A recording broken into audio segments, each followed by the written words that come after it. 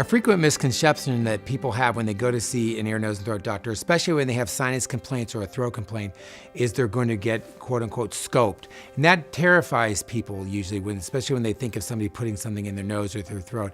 But it's usually a pretty harmless, quick procedure. We use a topical anesthetic to help open the nose, open the throat, numb it up a little bit. And the camera slides in about 2 to 3 inches, and it's usually very, very tolerable.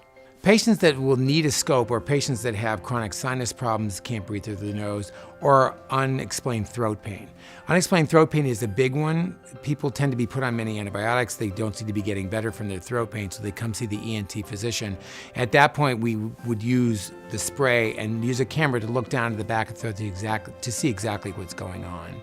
And again, it tends to be a pretty scary procedure for people when they think of that happening, but I try to reassure patients that it's very quick, usually just a little bit of pressure, not a lot of pain, and before they know it, the procedure's over and they didn't think it was nearly as bad as what they thought it was going to be.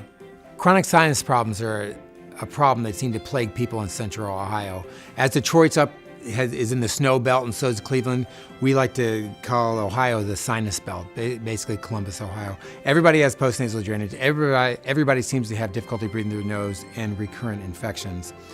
That's something that's very easily treatable. A lot of people fear going to the doctor because of what's going to happen or what they need to do. That is one of the times where we will use a scope to look inside the nose to make sure there's nothing clogging the sinuses, make sure there's no polyps blocking the nose. And it usually is treated medically. It doesn't always need to jump to surgery, because I know that's also a fear of people. They don't want to have surgery, but yet they haven't been tried on adequate medical therapy. Usually a simple procedure in the office will help diagnose what the problem is, and then we can get it treated without being overly aggressive.